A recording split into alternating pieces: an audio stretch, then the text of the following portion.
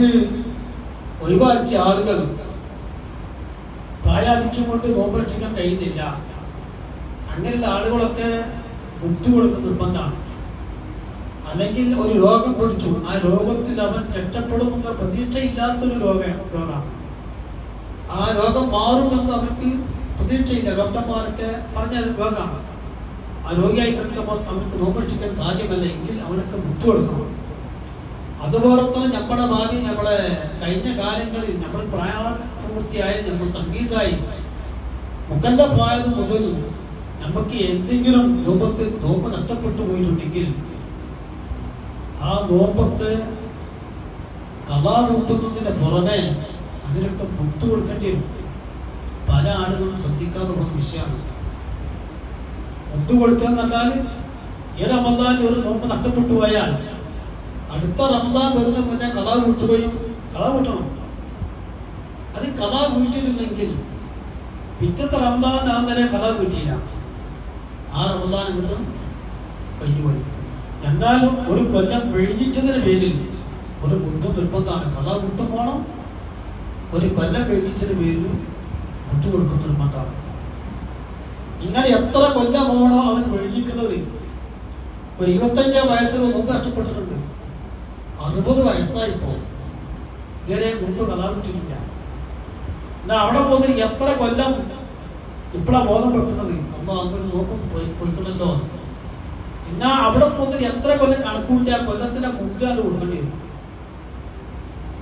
അങ്ങനെ ഒരു മാസം ദിവസങ്ങളോളം റമദാൻ മാസം 30 ദിവസമൊക്കെ നോമ്പ് നഷ്ടപ്പെടുത്ത ആളുകളൊക്കെ ഉണ്ടാവും. അവരിങ്ങനെ ബന്ധപ്പെട്ട് അടക്കുണ്ടാവും. അവസാനത്തെ കാലത്ത് സമയത്തേക്കാളും ഒരു ബോധം വന്നതെങ്കിൽ അവർ എത്രത്തോളം മുത്തു കൊടുക്കും, കിഞ്ചൽക്കൾക്ക് കയ്യിൽ കൊടുക്കേണ്ടി വരും. അതൊക്കെ നമ്മൾ വളരെ ശ്രദ്ധിക്കണം. നമ്മളെ പെറ്റിന് പോകൂല.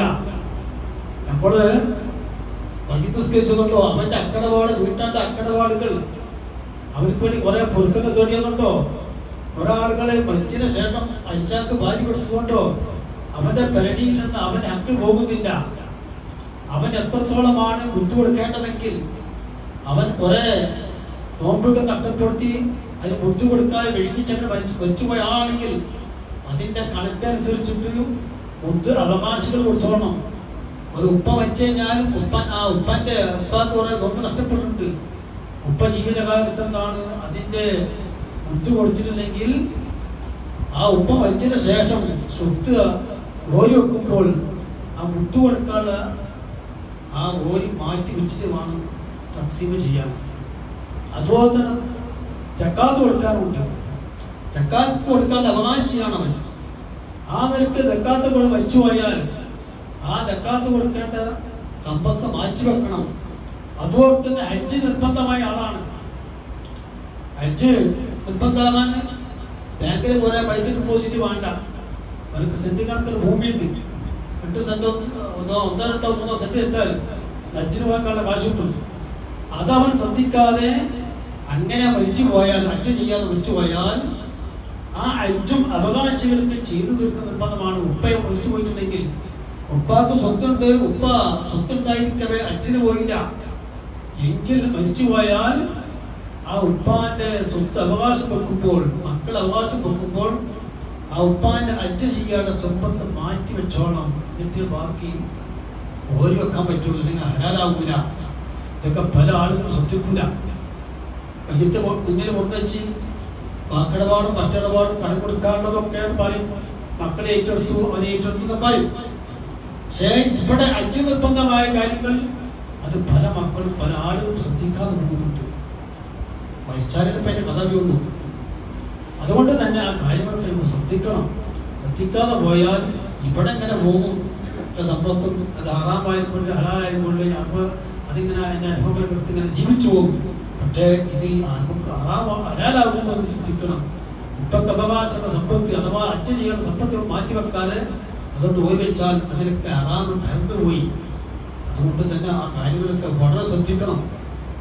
ആ കാര്യങ്ങളൊക്കെ ശ്രദ്ധിച്ചിട്ടാണ് സ്വത്തുകളൊക്കെ കൈകാര്യം ചെയ്യേണ്ടത്. അതുകൊണ്ട് തന്നെ എത്ര നമ്മൾ നേരത്തെ പറഞ്ഞ മുത്ത് കാര്യങ്ങളൊക്കെ ഇപ്പം തന്നെ നമ്മൾ ശ്രദ്ധിച്ചാൽ നാളൊക്കെ വെക്കണ്ട. നമ്മളെ മരിച്ചുപോയ നമ്മളെ മക്കളൊക്കെ ചെയ്തോളെന്ന് മനസ്സിലാക്കിയിട്ട് നമ്മൾ ആ നാളത്തെ വീട്ടിൽ വെക്കണ്ട. അത് ചിലപ്പോൾ മക്കൾക്ക് ബോധമുണ്ടാവില്ല. അത്രത്തോളം ഉപ്പാന്റെ കാര്യത്തിൽ ഉമ്മാന്റെ കാര്യത്തിൽ എൻ്റെ ഉമ്മാനെയും പാപ്പാനെയും ആഹാരം നന്നാകണം അങ്ങനെ ബോധമുള്ള മക്കൾ ഉണ്ടാകുമോ അവരൊക്കെ ശ്രദ്ധിക്കും. രക്ഷപ്പെടണം ഉപ്പ ആഹാരത്തിൽ രക്ഷപ്പെടുന്നത് ചിന്തല്ല. അങ്ങനെ ചിന്തയുള്ള മക്കളൊക്കെ ഒന്ന് കുറഞ്ഞു പോയി. അപ്പോൾ നമ്മൾ മക്കൾക്ക് നന്നായി തീരുമാനാവില്ല. അപ്പൊ അത്രത്തോളം കാര്യങ്ങളൊക്കെ നമ്മൾ ജീവിതകാലത്ത് തന്നെ എടുത്ത് തീർത്തേ പറ്റൂ. കൊടുക്കാനുള്ള അവകാശങ്ങളൊക്കെ കൊടുത്ത് അക്കടപാടൊക്കെ വീട്ടിയാൽ അള്ളാഹുവിന്റെ അക്കൊക്കെ കൊടുത്ത് വീട്ടിയാൽ മാത്രമേ രക്ഷപ്പെടാൻ കഴിയുള്ളൂ. അള്ളാഹു സുബ്ഹാനഹു വ തആല അത്തരത്തിലുള്ള എല്ലാ അക്കടപാടും വീട്ടി മരിക്കാനുള്ള ഭാഗ്യവാന്മാരും അള്ളാഹു നമ്മൾക്ക് കൊടുത്തു. പാപികളാണ്, സ്വാഭികളാണ്. പാപങ്ങളൊക്കെ നീ വിട്ടുകൊടുക്കും. ധാരാളം തെറ്റുകുറ്റങ്ങൾ നിങ്ങൾ അതിൻ്റെ നമ്മൾ ചെയ്തു പോയി. മക്കളായ പറ്റുകൊണ്ട് രാവിലെ ഒക്കെ പറക്കത്തുകൊണ്ട് ഞങ്ങൾക്ക് ഞങ്ങൾ മാതാപിതാക്കൾക്ക് നീ വിട്ടുകൊണ്ട് മാഫാക്കണം. ഞങ്ങൾ ഈ സ്വാധീനങ്ങൾ കൊടുത്ത് കൊടുക്കണം. ഞങ്ങൾ ഞങ്ങൾ ഭാര്യ സന്തതികളെ കൂട്ടുകുടുംബക്കാർ സഹോദര സഹോദരിമാർ ബന്ധപ്പെട്ട് എല്ലാവരെയും ഈ സ്വാധീനങ്ങളെ കൊടുത്ത് കൊടുക്കണം. ദുനിയാവിലുള്ള ജീവിതം ആഹ്റത്തിലേക്കുള്ള ജീവിതമാക്കണം. ദുനിയാവിന്റെ ചട്ടു ചവറകളാക്കല്ല. ദുനിയാവിനെ ജീവിക്കുന്ന കാലത്തൊക്കെ നിന്റെ പൊരുത്തത്തിലായി നിന്റെ ത്വാഴത്തിലായി ജീവിക്കുന്ന മഹാഭാഗ്യം അള്ളാഹു നിങ്ങൾക്ക് നിങ്ങളുടെ സന്താന പരമ്പരകൾക്കും നീ നൽകി അനുഗ്രഹിക്കണം. അള്ളാഹു എല്ലാവിധ വശങ്ങളും പ്രയാസങ്ങളും ഉയർത്താക്കുന്ന എല്ലാ രോഗങ്ങളും നീ ശുഭയാക്കണം. അള്ളാഹുത്തിന് തടസ്സമാകുന്ന നിങ്ങളുടെ ജോലിക്ക് തടസ്സമാകുന്ന എല്ലാ രോഗങ്ങൾ തൊട്ടും വേദനകൾ തൊട്ടും ഇസ്സത്ത് നൽകണം. ഐശ്വര്യം നൽകണം. ഹലാലായ സമ്പത്ത് ഞങ്ങൾക്ക് നൽകണം. ഹറാമ് ഞങ്ങളെ കൊണ്ട് തൊഴിപ്പിക്കല്ല. ഞങ്ങൾ ഇഷ്ടപ്പെടുന്ന മാതാപിതാക്കൾക്ക് എല്ലാവർക്കും പറഞ്ഞ് എത്തി എല്ലാവരുടെ അപകടത്തിലേക്ക് അവരെ ഞങ്ങളൊക്കെ നാളെ ജന്നാത്തുൽ നബി റസൂലുള്ളാഹി സ്വല്ലല്ലാഹു അലൈഹി വസല്ലം തങ്ങളോട് കൂടി ഒരുമിച്ച് കൂട്ടിയിരിക്കണം. ربنا آتنا في الدنيا حسنة وفي الآخرة حسنة وقنا عذاب النار برحمتك يا أرحم الراحمين بفضل صلى الله على محمد صلى الله عليه وسلم صلى الله على محمد صلى الله عليه وسلم اللهم صل على محمد وعلى آله وصحبه وسلم.